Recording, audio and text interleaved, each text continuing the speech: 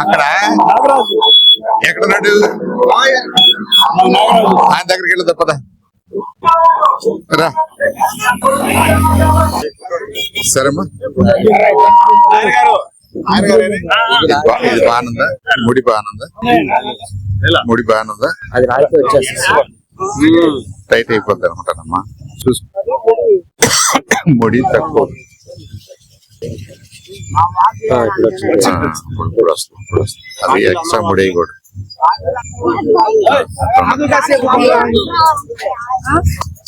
Okay youth రెడీనా? చప్పట్లు కొట్టాలి మీరు గట్టిగా.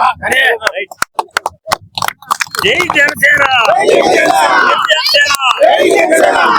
పవన్ కళ్యాణ్ గారి నాయకత్వం, పవన్ కళ్యాణ్ గారి నాయకత్వం, పవన్ కళ్యాణ్ గారి నాయకత్వం.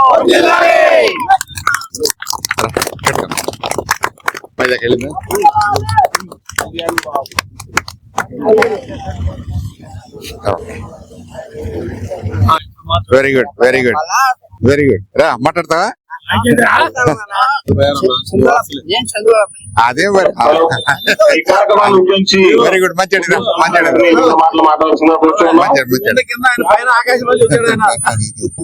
Very good, very good, very good. వస్తాను వస్తాను, మనూరు కూడా వస్తాను, మనూరు కూడా వస్తాను, మనూరు కూడా వస్తాను. ఇప్పుడు మాట్లాడతా పెట్టుకో, అది పెట్టుకో.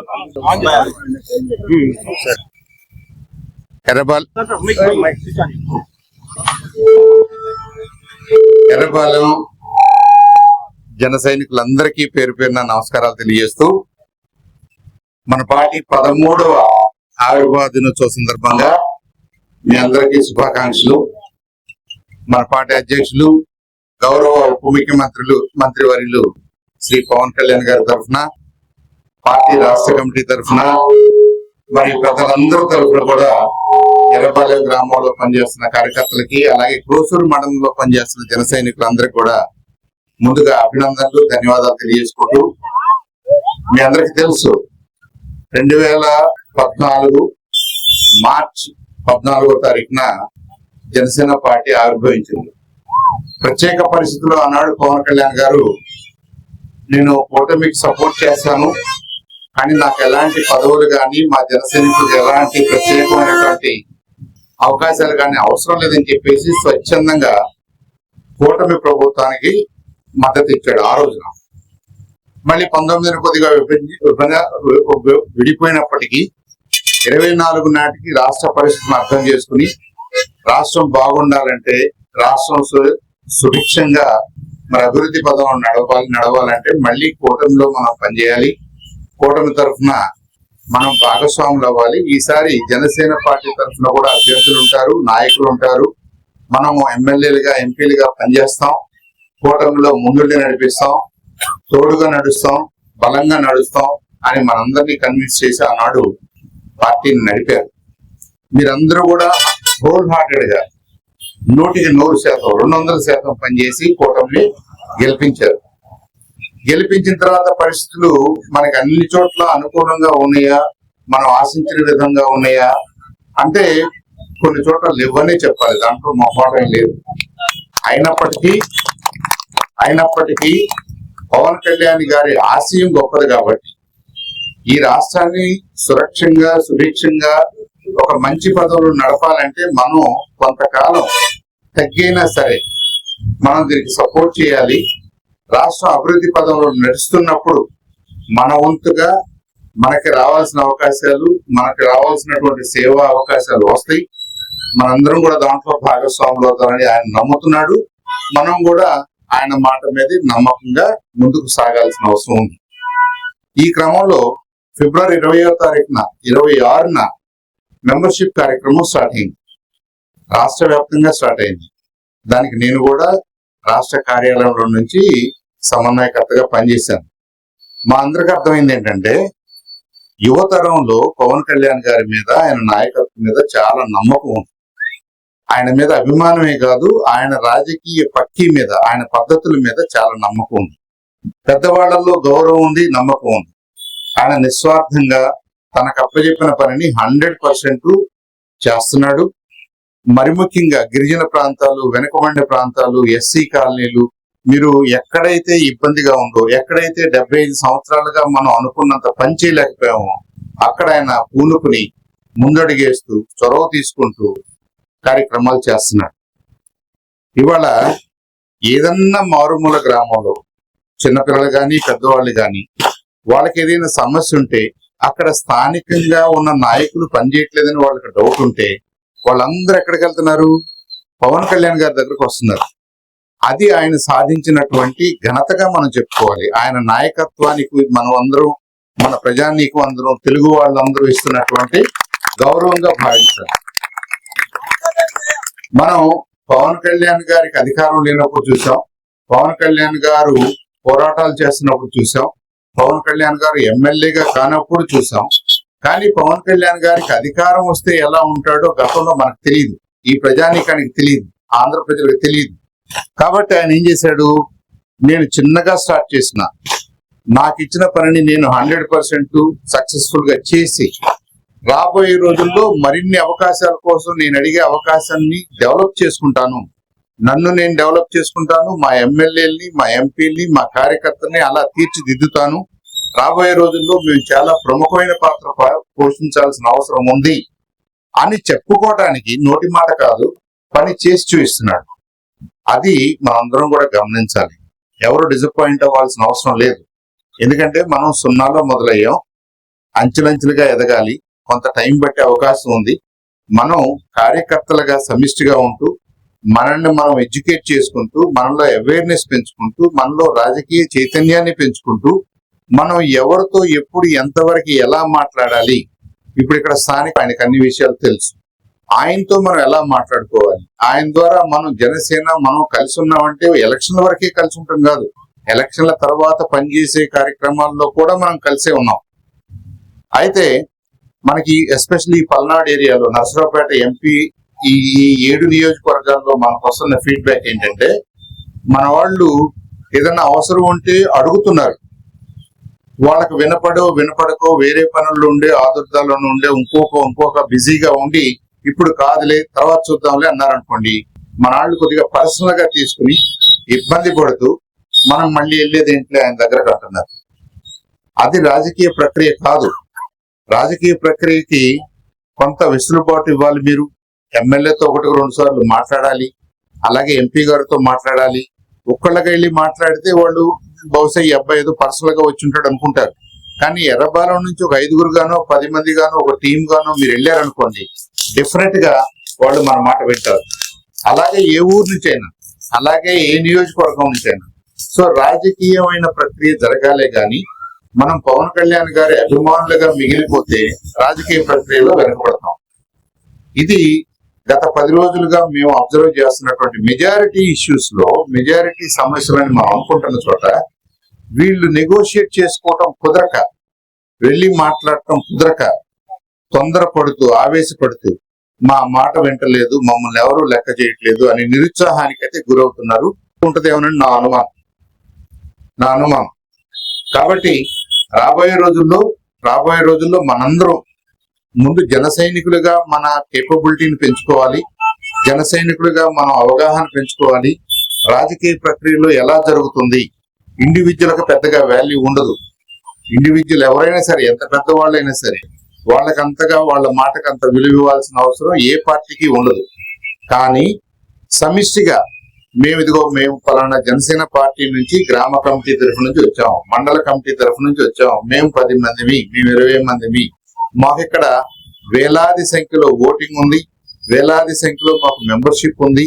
కాబట్టి మాకు కూడా మా అవసరాలు కూడా ఉన్నాయి, మేము కూడా దీంట్లో భాగస్వాములని మాట్లాడగలిగిన స్థాయిలో మనలో కొంతమందినే రెడీ అవ్వాలి, డిఫరెంట్ గా రెడీ అవ్వాలి. మనం అలా మనం ఏదో మన అవసరం అయితే వెళ్తాము, లేదనుకుంటే పవన్ కళ్యాణ్ గారి అభిమానిగా వెళ్తాము. వాళ్ళు ఏదన్నా అంటే మనం అప్సెట్ అవుతాం, వాళ్ళు ఏదన్నా అంటే మనం ఏదో ఇంకొక రకంగా అర్థం చేసుకుందాం అన్నాం అనుకోండి, అది కరెక్ట్ కాదు. సో అలా అని చెప్పేసి మన వాళ్ళు అడగట్లేదా, మన వాళ్ళకి పనులు కావట్లేదా, మన వాళ్ళకి పదవులు రావట్లేదు అంటే వస్తున్నాయి. ఆ పదవులు వచ్చిన వాళ్ళు కూడా ఆ బాధ్యత తీసుకోవాలి. ఒక పీపీగా ఒక ఆయనకి లాయర్ గా ఇచ్చారనుకోండి, ఒక పబ్లిక్ ప్రాసిక్యూటర్ గా ఇచ్చారనుకోండి. పబ్లిక్ ప్రాసిక్యూటర్ అంటే ఏంటి? ఆ కోర్టు పరిధిలో ఉన్న 100 గ్రామాలకి కూడా 100 గ్రామాల నుంచి వచ్చిన జన సైనికులను కూడా ఒక కన్నుతో కాపాడాలి, చూడాలి. అలాగే మనకి ఏఎంసీ చైర్మన్ ఇచ్చారు, ఏఎంసీ డైరెక్టర్ ఇచ్చారు, అలాగే ఇంకో దాంట్లో మిర్చియార్డ్ లో ఇచ్చారు. మీకు ఇచ్చింది మీ ఒక్కడి కోసం కాదు, మీ ఒక్కడి ఊరు కోసం కాదు. మీరు ఈ ప్రాంతంలో ఉన్నటువంటి జన సైనికులందరినీ వాళ్ళ అవసరాలను గమనించుకుంటూ, అవసరమైతే వాళ్ళకి ఎక్స్ప్లెయిన్ చేస్తూ, వాళ్ళ ఊరు వెళ్తూ మీరు నాయకుడిగా వ్యవహరించాలి, మీ నాయకత్వాన్ని ప్రదర్శించాలి. మీ నాయకత్వాన్ని బట్టి ఇక్కడ మనం అనుకుంటున్న ఈ పదవులు చిన్న పదవుల పెద్ద పదవులు అనే కంటే ఈ నాయకత్వాన్ని బట్టే జన సైనికులు బలపడతారు, జన సైనికులకి ఆత్మస్థైర్యం పెరుగుద్ది, జనసేన పార్టీ బలపడుతుంది. రాబోయే రోజుల్లో మరింత పెద్ద పదవులు, మరింత పెద్ద బాధ్యతలు, మరింత సేవా కార్యక్రమాలు చేసే అవకాశం మనకు వస్తుంది. డే వన్ రాకపోవచ్చు, మీరు నిరుత్సాహపడాల్సిన అవసరం ఏం లేదు. నేను ఈ రాజకీయ ప్రక్రియలో 2004 నుంచి ఉన్నాను. ఇక్కడ చాలా మంది పెద్దవాళ్ళకి తెలుసు. ఇవాళ జన సైనికుల్లో మీకున్నటువంటి మనందరికి ఉన్నటువంటి ఒక పెద్ద ప్లస్ ఏంటంటే, పవన్ కళ్యాణ్ గారు మీరు చేయండి, మీరందరూ సమిష్టిగా చేసుకోండి, మీరు చేసుకున్న తర్వాత నా దగ్గరకు రండి అంటున్నారు. పదే సీకేలో అదే చెప్తున్నాడు ఆయన. మీరు నా దగ్గరకు డైరెక్ట్ గా రావద్దు, మీరు కొంత వ్యవహారం చేయండి, మీరందరూ కలిసికట్టుగా ఉండండి, మీరు మీ నియోజకవర్గంలో ఏం చేయాలో అర్థం చేసుకోండి, ప్లాన్ చెయ్యండి. అది ఫెయిల్ అయినప్పుడు డెఫినెట్ గా నేను ఉన్నా. ఇవాళ మన పార్టీకే కాదు, ఈ రాష్ట్రంలో ఉన్న ఏ పార్టీకైనా, ఏ ప్రజా సంఘానికైనా, ఏ కార్మిక సంఘానికైనా, ఏ ఉద్యోగ సంఘానికైనా ఆయన అండగా ఉన్నాడు. ఆయన దగ్గరకే వస్తున్నారు. మేము జనవాణి అనే ప్రోగ్రామ్ లో కూర్చుంటే పోలీస్ డిపార్ట్మెంట్ నుంచి వస్తారు, హోమ్ డిపార్ట్మెంట్ లో మరి వాళ్ళే పవర్ఫుల్ అని మనం అనుకుంటున్నాం కదా. వాళ్ళ దగ్గర నుంచి వాళ్ళ యూనియన్స్ ఇక్కడికి వస్తారు. ఎందుకు వస్తారో తెలుసా? మేము అన్ని పార్టీల ద్వారా ప్రయత్నం చేశామండి, ముఖ్యమంత్రి గారికి కూడా మెమోరాండం ఇచ్చామండి, మా ఫైల్స్ కదలటలేదండి, మేము చివరికి ఇక్కడ పవన్ కళ్యాణ్ గారి దగ్గరకు వస్తే మా సమస్య తీరుతుందండి అంటారు. ఆ ధైర్యాన్ని ఈయన కూడా ఒమ్ము చేయకుండా పర్సూ చేస్తూ ఎక్స్ట్రా పని చేస్తూ వాళ్ళ పని అయ్యేలాగా చూస్తున్నాడు. అది ఫారెస్ట్ డిపార్ట్మెంట్ తన డిపార్ట్మెంట్ అయినా, పోలీస్ డిపార్ట్మెంట్ అయినా, ఇంకో సంఘం అయినా, ఇంకో డిపార్ట్మెంట్ అయినా, మత్స్యకారులైనా, రిక్షా పుల్లర్స్ అయినా, ఎనీ కార్మిక సంఘం ఆయన దగ్గరకు వస్తున్నారు. అంటే ఏంటి? ఆయన పని చేయడానికి సిద్ధంగా ఉన్నాడు. కానీ మనం హోంవర్క్ చేయకుండా ఆయన దగ్గరికి వెళ్తే రాష్ట్రం మొత్తం పనులు ఆయన చేయడానికి కూడా అవకాశం లేదు. కాబట్టి ఇక్కడ ఎర్రబాలె గ్రామంలో ఉన్న ప్రతి జన సైనికుడికి నా అప్పీల్ ఏంటంటే, మనం ఊరు మంది, ఈ నియోజకవర్గం మంది, ఈ నియోజకవర్గంలో ఏ కులమైనా ఏ మతమైనా కానీ జనసేనకి అభిమానులు ఉన్నారు. వాళ్ళందరినీ మనం కూడగట్టుకోవడమే మనం పవన్ కళ్యాణ్ గారికి ఇచ్చే మద్దతు. ఆయనకి ఎప్పుడు దొరుకుద్ది?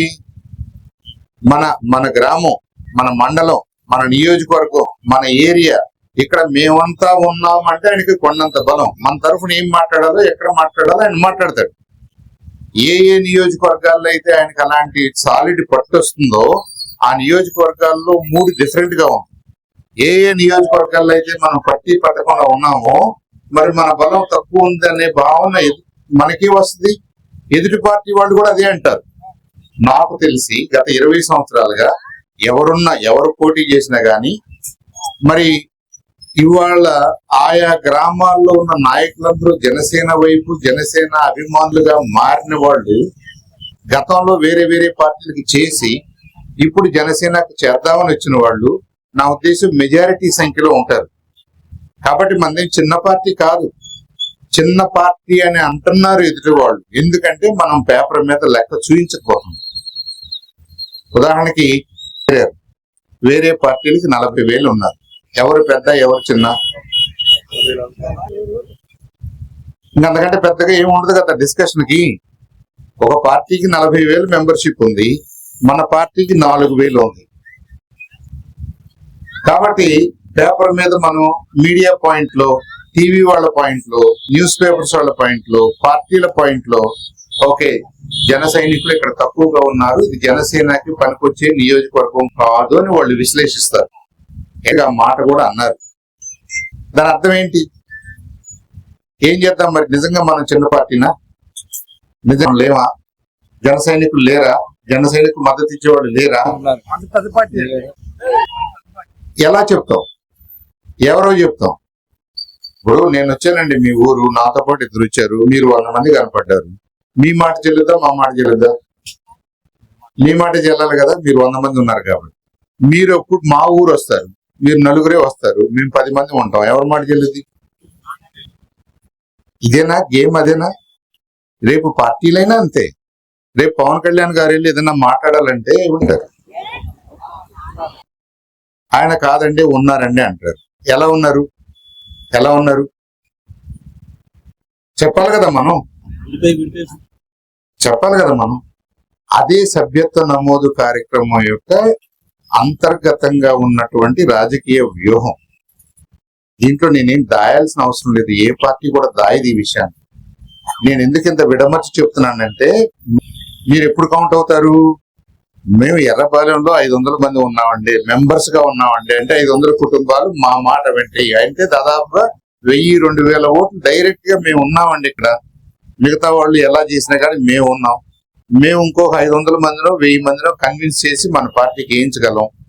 వీళ్ళంతా జన సైనికులు, జనసేన పార్టీ మద్దతుదారులు అని మనం లెక్క చూయించుకోగలిగితే, అలాగే అన్ని ఊర్లో చూయిస్తే, నియోజకవర్గం అంతా చూయిస్తే, ఈ నియోజకవర్గం ఎమ్మెల్యే గారు గాని, ఈ పార్లమెంట్ సీటు లావు కృష్ణదేవరాయలు గాని మన ఊరిని ఏ యాంగిల్లో చూస్తాడు ఒకసారి అర్థం చేసుకోండి. మన ఊరికి మనం పిలిచినా పిలవకపోయినా, చిన్న ఫంక్షన్ అయినా పెద్ద ఫంక్షన్ అయినా వచ్చి ఇక్కడ కూర్చుంటాడు. కూర్చోడా? ఎవరి కోసం?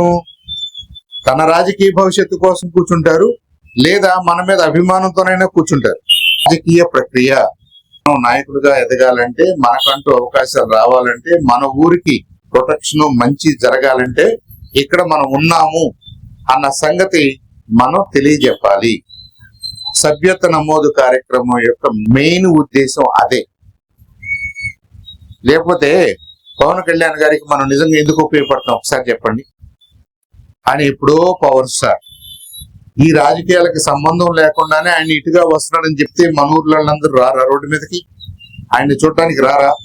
20,000 మంది 50,000 ఆయన వస్తున్నాడని చెప్తే వచ్చేస్తారు కదా. ఆయనకి అలాంటి రాజకీయ ప్రక్రియలు కూడా తనంత స్ట్రాంగ్ అని చెప్పాలంటే మనం ఉన్నామన్న సంగతి మనం పేపర్ మీద మనంతటి మనం చూయించుకోవాలి. కాబట్టి మీరు ఈ విషయాన్ని అర్థం చేసుకుని, మీకు అర్థం కాదని నేను చెప్పల్లా, విడంబర్చి ఎందుకు చెప్తే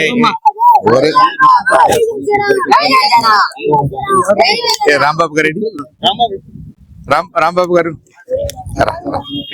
ఆవిర్భావ దినోత్సవ శుభాకాంక్షలు అండి. శుభాకాంక్షలు అండి.